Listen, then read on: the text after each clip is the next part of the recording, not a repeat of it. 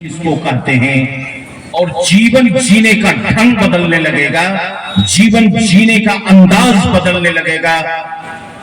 लोग कहेंगे कि इसने जीवन जीना सीख लिया। कहा गया है गुरु शिव जीवन जीने की कला सिखला।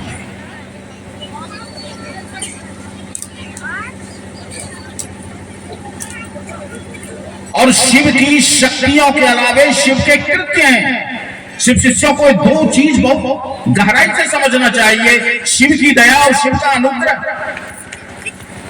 ये शिष्यों के लिए ही दो शब्द हैं, बाकी लॉलीपॉप सब आपके लिए नहीं है। हमने शिव को गुरु बनाया तो हमको चीनी था 300।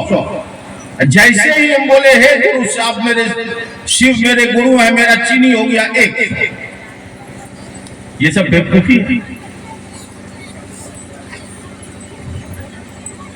मैं बीमार पड़ा, महादेव गुरु 20 बार 50 बार बोला, मेरा फीवर गायब है। ये सब फालतू की बात, इस सब में कोई दम नहीं। होता है शिव शिष्यों की चाहत में जो आएगा वो होगा, स्वाभाविक है। क्योंकि आप तक शिव की शक्ति आ गई है तो जो आप चाहेंगे वो होगा, आपकी चाहत से होगा। और दूसरा उसके अनुग्रह को समझना चाहिए। अनुग्रह को कैसे समझें? तो अनुग्रह का विपरीतार्थक शब्द होता है विग्रह, हिंदी का। अब आप कहते हैं ना घर में विग्रह हो गया, उसके घर में बहुत लड़ाई फौजदारी मुकदमा हो गया, उसके घर में विग्रह हो गया। विग्रह मतलब होता है अलग होना, टूटना, दूर होना। अनुग्रह का मतलब होता है एक हो जाना।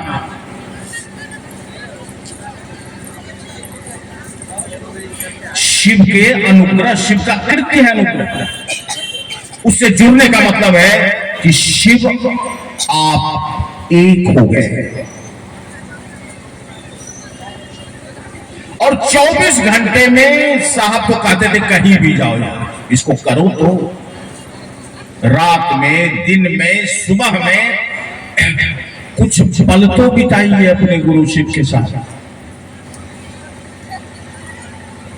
भावना के तल में उसके साथ होकर तो बिताइए।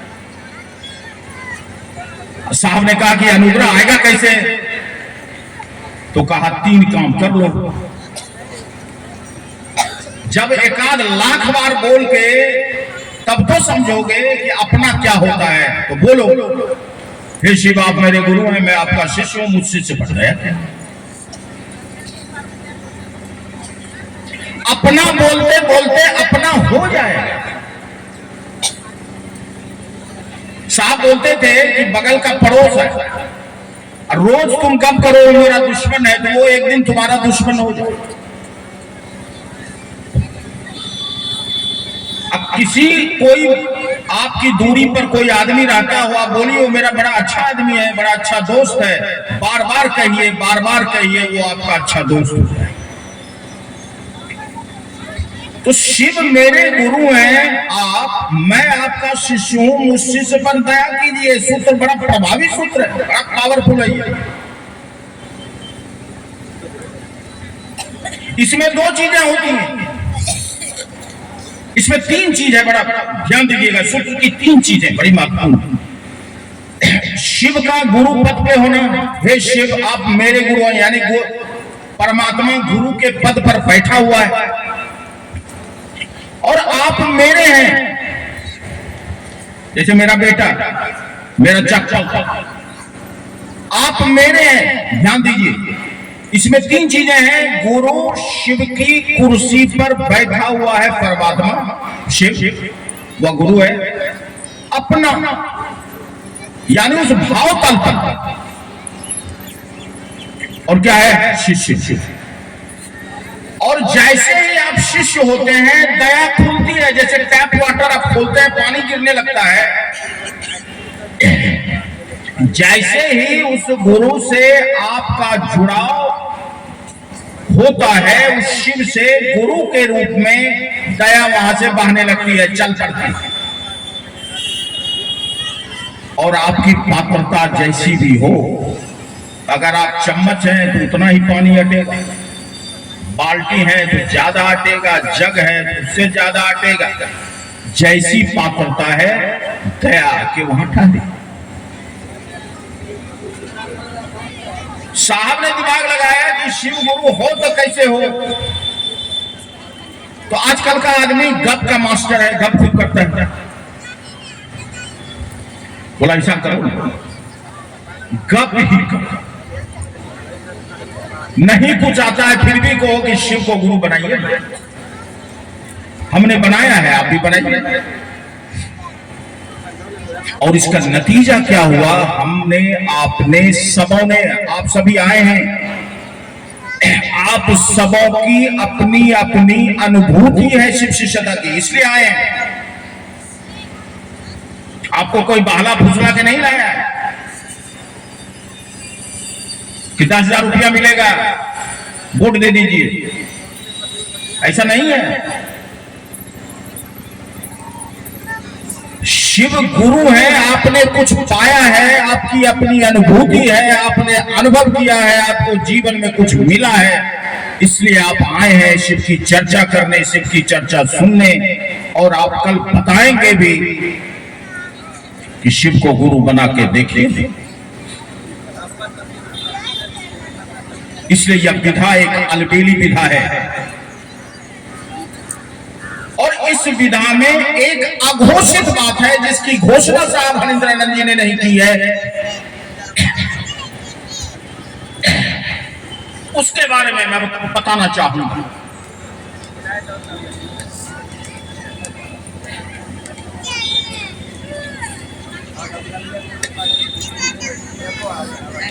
इस चीज की घोषणा साहब हरिंद्रानंद जी ने नहीं की,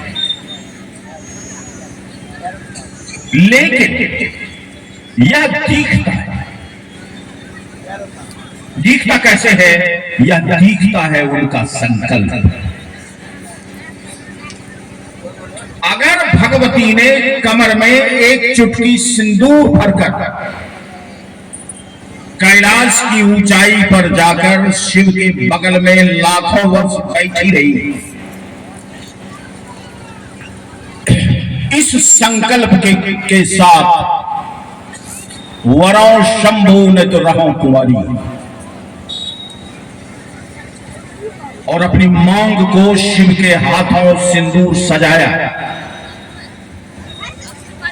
उसके संकल्प की ताकत की यह जगत आपके सामने है। साहब हरिंदर का भी संकल्प भगवती से कम नहीं आका जा सकता। साहब हरिंद्रानंद जी ने कहा कि जगत के एक एक व्यक्ति को शिव का शिष्य बनाना है, और उनके इस संकल्प के साथ हम सभी शिव से जुड़े हुए हैं, और हम लगे हुए हैं कि जगत के हर एक व्यक्ति को शिव का शिष्य बनाना है। और आज भारत में ही नहीं, विश्व के कई सारे देशों में शिव के गुरु रूप की बात हो रही है, लोग इसको मान रहे हैं। इसलिए हम सभी साहब के इस संकल्प के साथ जुड़े, शिव की दया को प्राप्त करें, उसके अनुग्रह से जुड़े, इस संकल्प के लिए दिन रात मेहनत करें और अपने जीवन को धन्य करें, जीवन को आनंदित करें, जीवन हमारा और आपका शिवमय हो जाए। इस प्रार्थना के साथ मैं अपनी चर्चा को विराम देता हूं।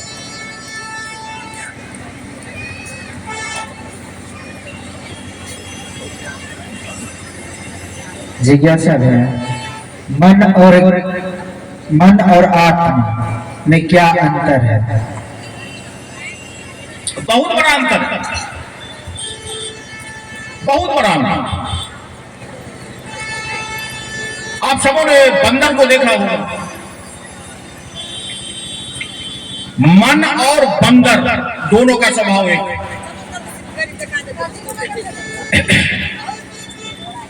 बंदर जैसे अस्थिर नहीं रह सकता है, मन अस्थिर रह ही नहीं सकता। मन विचारों का ऐसा पुलिंदा है और स्वभाव से इतना उच्छृंखल है कि इसकी नियति में अस्थायित्व तो है ही।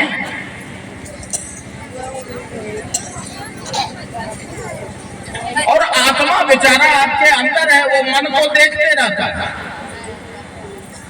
अगर मन आत्मा दो पक्षी है तो एक पक्षी उड़ रहा है और एक पक्षी चुपचाप बैठ के उस पक्षी को देख रहा है। ये कर क्या? उसी मन को आत्मा से जोड़ने के लिए हमने आप में शिव को गुरु बनाया। और दूसरा है भैया, दया और ज्ञान में क्या अंतर है?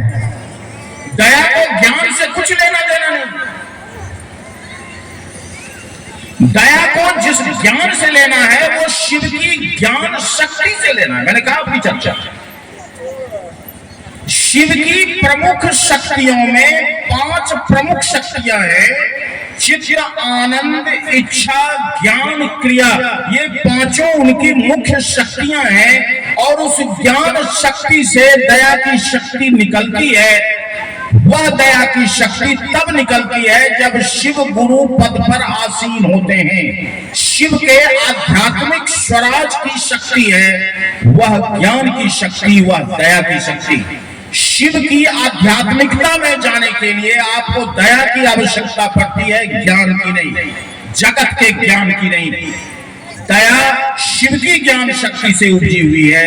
आध्यात्म की दुनिया में उसके गुरु पद से निकली हुई यह शक्ति हमको चाहिए।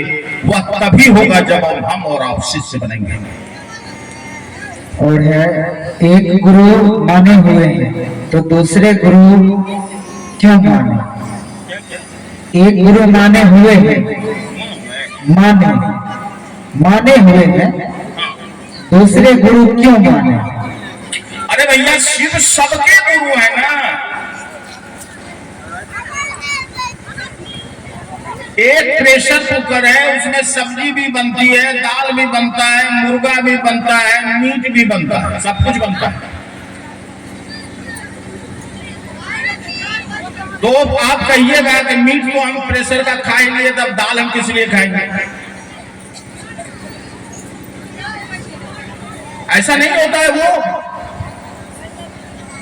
परमात्मा जब अपने पद पे रहता है, जैसे आप अगर माँ हैं तो बहन भी है, चाची भी है, मौसी भी है, बुआ भी है, दादी भी है। तो परमात्मा जगत पिता भी है, वह हमारी रक्षा भी करता है और वह हमें स्वर्ग भी देता है, जगत भी देता है, दुख भी देता है, सुख भी देता है।